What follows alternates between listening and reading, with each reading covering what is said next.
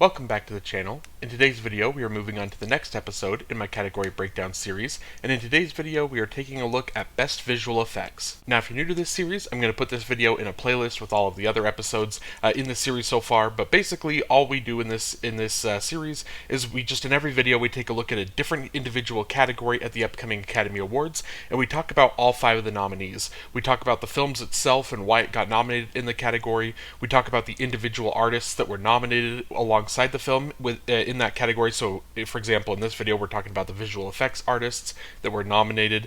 We talk a little bit about their bio and previous work history, previous nominations. And then at the end of each section, I'm going to give you my personal ranking of these films 1 to 5 in terms of like the specific category, and then I'm going to give you my prediction for how likely it is that I think that they win the Academy Award on March 15th. Without further ado, let's take a look at the nominees. Avatar: Fire and Ash. VFX artists Joe Letteri, Richard Bainum, Eric Sandin, and Daniel Barrett. This is Joe Letteri's 12th Oscar nomination. He won in 2023 for Avatar: The Way of Water, in 2010 for Avatar, in 2006 for King Kong, in 2004 for The Lord of the Rings: The Return of the King, and in 2003 for The Lord of the Rings: The Two Towers. He was also nominated in 2018 for War for the Planet of the Apes, in 2015 for Dawn of the Planet of the Apes, in 2014 for The Hobbit: The Desolation of Smaug, in 2013 for The Hobbit: An Unexpected Journey, in 2012 for Rise of the Planet of the Apes, and in 2005 for iRobot. This is Richard Bainum's 3rd Oscar nomination, and he is looking for his 3rd win. He won in 2023 for Avatar: The Way of Water, and in 2010 for Avatar. This is Eric Sandin's 4th Oscar nomination. He won in 2023 for Avatar: The Way of Water. He was nominated in 2014 for The Hobbit: The Desolation of Smaug, and in 2013 for The Hobbit: An Unexpected Journey. This is Daniel Barrett's 5th Oscar nomination. He won in 2023 for Avatar: The Way of Water. He was also nominated in 2018 for War for the Planet of the Apes, in 2015 for Dawn of the Planet of the Apes, and in 2012 for Rise of the Planet of the Apes. Avatar: Fire and Ash won for Best Visual Effects at the BAFTAs, the Critics' Choice Awards, and the Visual Effects Society Awards. Now, it's fun that we're starting off with Avatar in this category because it is just the ultimate cheat code, right? Like, it is so clearly winning the category. It is the most locked film every year that there's an Avatar. Essentially, as long as Avatar and Dune don't ever release in the same year, those 2 films will just have their categories locked up.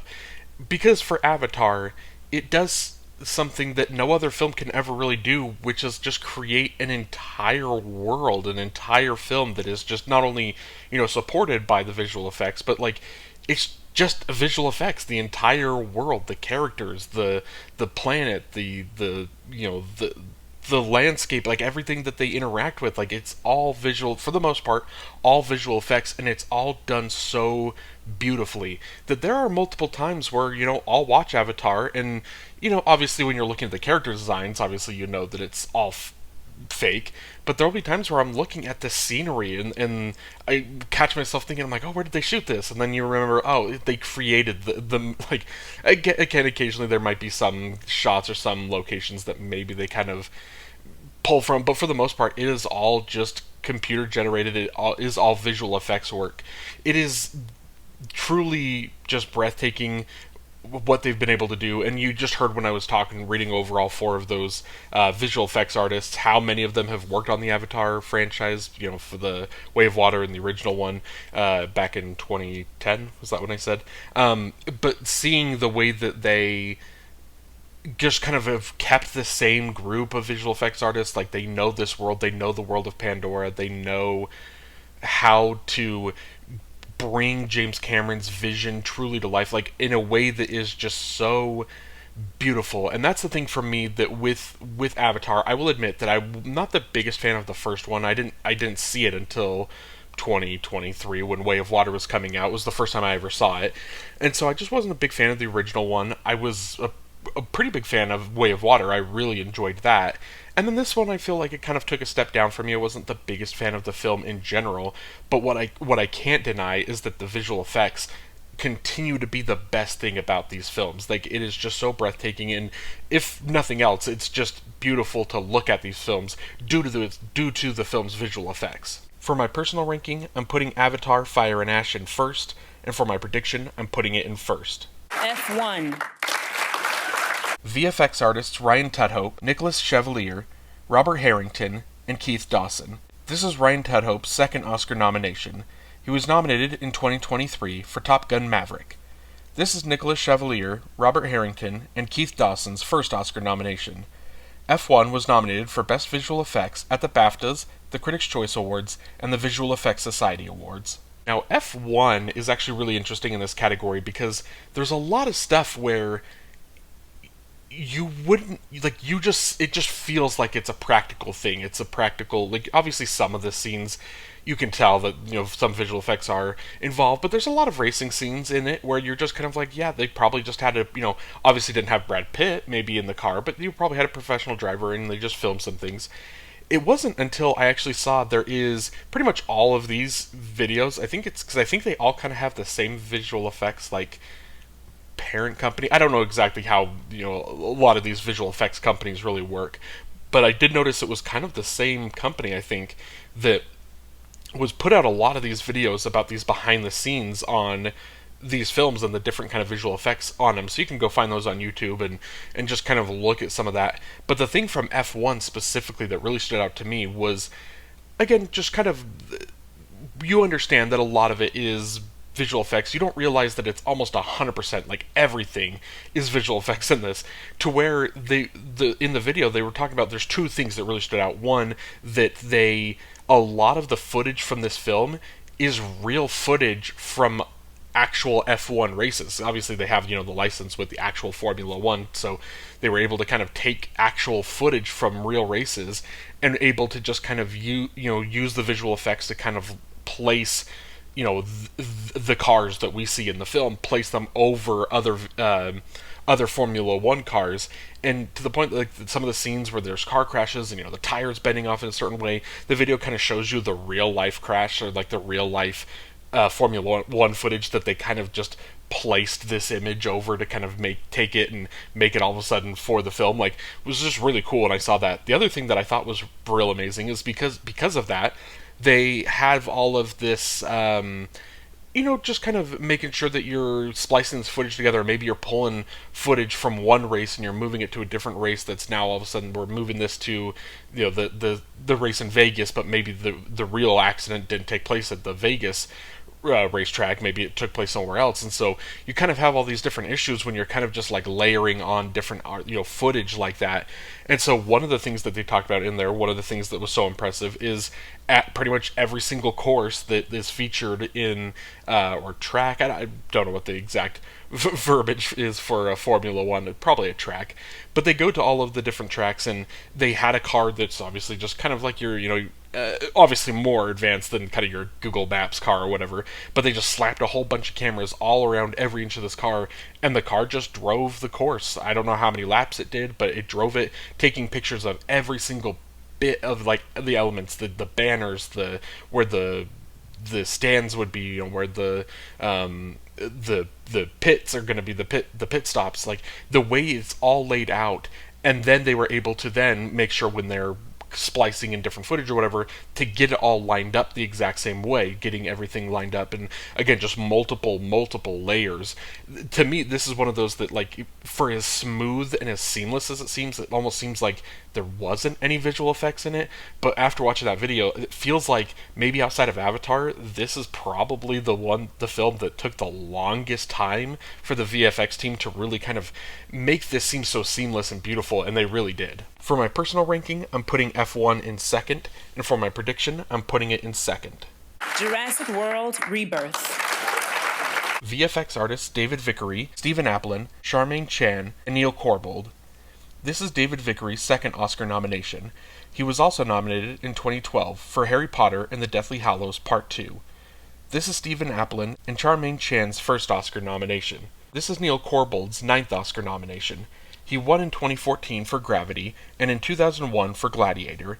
He was also nominated in 2024 for The Creator, again in 2024 for Mission Impossible: Dead Reckoning Part 1, for a third time in 2024 for Napoleon, in 2017 for Rogue One, A Star Wars Story, in 2013 for Snow White and the Huntsman, and in 2007 for Superman Returns.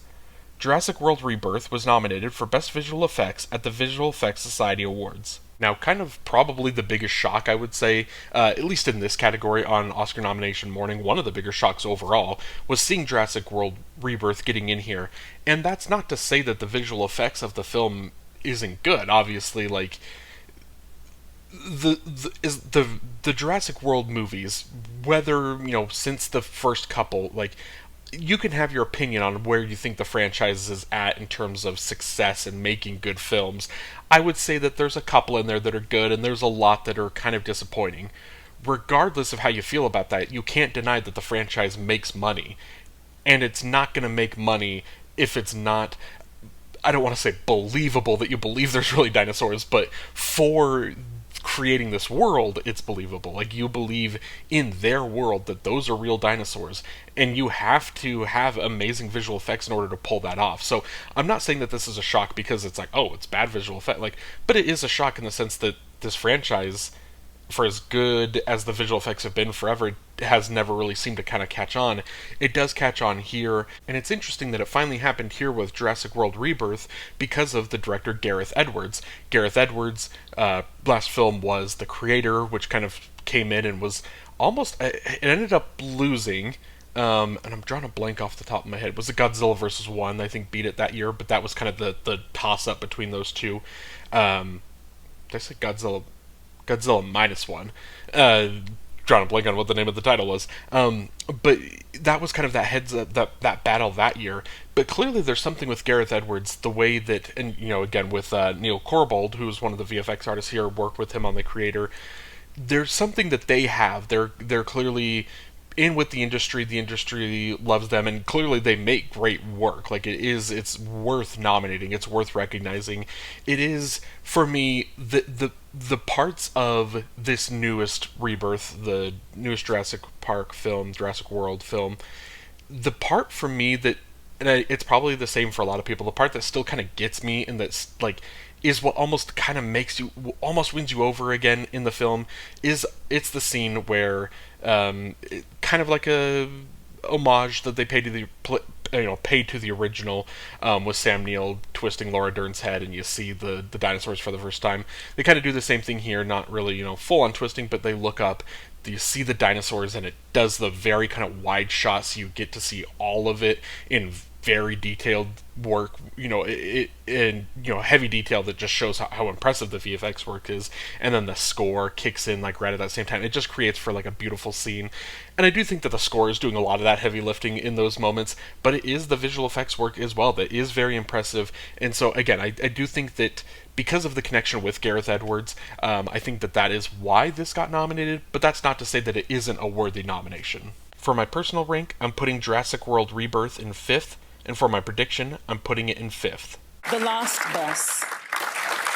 VFX artists Charlie Noble, David Zaretti, Russell Bowen, and Brandon K. McLaughlin. This is Charlie Noble's second Oscar nomination. He was also nominated in 2022 for No Time to Die. This is David Zaretti, Russell Bowen, and Brandon K. McLaughlin's first Oscar nomination. The Lost Bus was nominated for Best Visual Effects at the BAFTAs and the Visual Effects Society Awards. Now, for you Eagle Eye viewers, you might have noticed that I am wearing a Paradise shirt. I lived in Paradise for about 9 months, over a decade ago at this point, so it was a couple years before the fire, and I wasn't there very long, to the point that, I have kind of the same stories or the same emotional. It obviously didn't affect me the way that it affected so many people that I know and that I love that lived out in Paradise, and some of them still do. But it was very hard that day. Even though I had moved, I wasn't even in the state of California anymore. That morning when I saw everything happening, like, it was just very hard. And ever since then, there's been multiple films about the campfire in Paradise. There's been multiple documentaries. I know Ron Howard, I think, had one. There was like another Chrissy Metz, I think, was in a different one. Like, there's been 5 or 6, and every time I see him, I think that, like, I want to watch it and then I can't, like, it's one of those where it's like it's hard. And so I will say that I watched The Lost Bus last night finally, and I had to kind of pause the film a lot because of how, like, it made me emotional. It was I'll admit it was hard to watch because a how great the visual effects is. The fire, like, it looks so real, like it is. They created something there. But B, I also think that this isn't necessarily a visual effects thing, but I do want to kind of talk about it. That they do a pretty good job. There are multiple. They talk about multiple of the streets, whether it's Skyway or Neil Road or Row Road or they'll name just like the different roads. The only one that they didn't mention was, I believe it was called Honey Run. I don't think anyone, if you know Paradise, if you know, I don't think during the campfire you would have been able to get down the Honey Run road. But they mentioned all of the basically the only ways out of the city. They had a pretty good, like, it was very well researched. It was very, and I'm not super familiar with a lot of the creatives behind this. I'm assuming someone probably was from Paradise. The way that they had a lot of it. There's multiple buildings. The layouts of the streets looked very familiar, like it looked like it was Paradise, and there's a couple buildings where I'm like, I remember that building. Maybe it wasn't exactly, I didn't remember it where it was when they shot it, but there's like the Gold Nugget Factory, like I remember going there, and or the Golden Nugget Museum. Anyway, so there's a lot about the film that, again, they had a lot of care into every aspect of the film, and a big part with the visual effects. The way that, and again, this is another one, if you watch the YouTube video that they break down all of the different things with the visual effects of this film, they show a lot of scenes where there's the bus, and the bus is obviously kind of already kind of green screened in a little bit, and then they add one layer of fire over here, and then they add a second layer of fire, a third, a fourth, a fifth, then there's 12 layers of fire all around this bus, to where it's like, to the point where it's like, even no matter what the original thing was, we've created an entirely different scene essentially here with this bus, with all of this extra layers of fire that really, I think, do a good job of kind of showing and really kind of adding that the depth of that into, and showing like the real, like, how tragic and how scary this would have been for everyone involved. So yeah, I will say that this is a tough one for me to kind of rank in terms of, like, because I'll be honest, I wasn't really having a great time watching the film. It was very hard. Again, I do still have people that I know, people that I love that live, they either still live in Paradise, or maybe they've relocated to Chico or Corning or anywhere kind of nearby, But for everyone out there, like, it's just one of those that watch this film, I can't watch anything that's related to the campfire without thinking of those people. So again, I wasn't having, like, the best time watching the film, but I will admit that it was very effective. It was very well done, and it was, I think, a great use of visual effects. And I totally understand why a film like this that didn't really have any traction, like, not only just like in any other category at the Oscars, but just like in general, like, not a lot of people talked about this film. It's easy to see why the VFX branch still was able to latch on to this and get it an Oscar nomination. For my personal ranking, I'm putting The Lost Bus in third, and for my prediction, I'm putting it in third. And Sinners. VFX artists Michael Ralla, Espen Nordahl, Guido Wolter, and Donnie Dean. This is Michael Ralla, Espen Nordahl, Guido Wolter, and Donnie Dean's first Oscar nomination. Sinners was nominated for Best Visual Effects at the Critics' Choice Awards. Now, Sinners is another one of those films kind of like F1 in a sense, where it has a lot of what you're going to call, like, the invisible visual effects work, like the stuff that they do to clean things up, or they do things that you're not going to notice, and it's impressive visual effects work, but it's kind of almost hard to get nominated for that kind of stuff, where it's stuff that you're just kind of cleaning up in post or whatever, like, and it's not as flashy, like the big flashy visual effects stuff. Obviously, Avatar, Jurassic World, like, there's things in this category that show that flashy visual effects oftentimes is what's getting it done. So while there is some of that, the kind of the invisible visual effects work, it's the flashy the flashy visual effects work here in Sinners is what got it the nomination. And you might think, what is the flashy visual effects work here? It's essentially cloning Michael B. Jordan. It's getting two different Michael B. Jordans in the film. And the biggest thing that obviously, I mean, it was kind of like the moment, if I remember right, when during Oscar nomination voting, when they're voting on the films, they do like their bake-offs and stuff where they show you like each category, or I don't know if it's every category, but I know there's a couple of the categories that do these bake-offs, and I think visual effects is one of them. And in the visual effects, like their bake off or whatever, the scene that they were showing the most was the scene at the beginning of the film where the two Michael B. Jordans, I think it's the first scene that you see both Michael B. Jordans, but they're kind of sitting outside, the score's kind of playing, they're leaning up against the car, and they're passing stuff back and forth, and then eventually they pass a cigarette back and forth to each other, and one of them lights it for, Smoke, I think, lights it for Stack. Like, there is like the kind of just flexing, essentially, like, hey, look at what we're doing, and they're showing you really early in the film to kind of get you as an audience member to be like, whoa, like, because it's very easy to have any sort of movie like this, like, not to throw The Parent Trap on, because obviously it's just an older movie, but like, it's very easy to do something like that where you have one actor playing two characters, and maybe they don't interact, or they're not on screen at the same time, or if they are on screen at the same time, it's very minimal work kind of going in, and the big thing is they're not constantly interacting with each other. Sinners wants you to know right away that these characters are going to interact with each other, and because of our great visual effects team and the work that they did on this, it's possible to have two Michael B. Jordans interacting with each other and passing a cigarette to each other as the film is going on, and just like multiple scenes like that throughout the rest of the film that is just so impressive. And the big thing with that, like, I mean, how they were able to pull that off is they essentially kind of invented a new kind of camera rig. It's basically, it's in like the video, if you go and find that on YouTube, it's like Michael B. Jordan sitting there, and then he's got like this big ring kind of around him that's probably, I don't know, maybe like 3 feet out in front of him at all like angles, like 3 feet wide or whatever, and it goes back, and then there's just like a million like GoPros on this thing, just a bunch of little cameras to capture every square inch of his face, to capture facial reactions, to capture everything.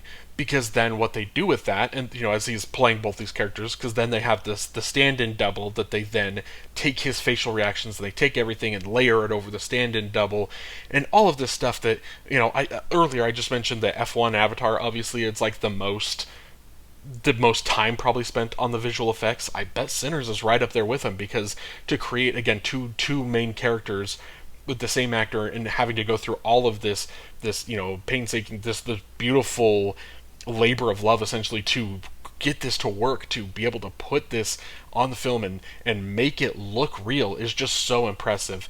And so Sinners, again, we I think we've talked about it 6 or 7 times now as we've done all of these however many episodes in we are in this year in the series. Sinners has been nominated every single time, essentially. We're going to continue talking about it in almost every single category. So maybe, the visual effects isn't necessarily the thing that stands out the most in the film in terms of, like, what needs to be nominated, or what needs to, be recognized and win an Academy Award in about a week from now, a week and a half. But it is still just impressive nonetheless, and I am glad, this was one of those films that was kind of on the bubble for this category. I'm glad that it was able to get that nomination, because the work is impressive. For my personal rank, I'm putting Sinners in 4th, and for my prediction, I'm putting it in 4th. And that's it. Thank you so much for watching this video. It's kind of interesting. I didn't really realize this until I was fully putting it all together. I think in the 3 years that I've done the category breakdown series on my channel, I think this is the first category ever where the personal rank and the predictions was 5 for 5 just lined up. Looks a little kind of lazy, a little boring, but like, that's just how I feel. Like, I feel like I like these in the order that I think that they're also most likely to win. Also, in this category, the percentage, or like the prediction row, doesn't matter, because Avatar's just going to win, so it didn't really matter. But I thought it was kind of fun how that kind of all lined up like that. But let me know down below in the comments what you think of this category, what you're rooting for to win. Are you rooting for something to kind of upset Avatar? And if you are, how likely do you think that is going to happen? Let me know all of that down below in the comments. And if you'd like to like this video and then subscribe to the channel so you don't miss any future episodes in this series or any of the other series I have going on my channel, I would greatly appreciate it. Thank you so much for watching. Have a great day.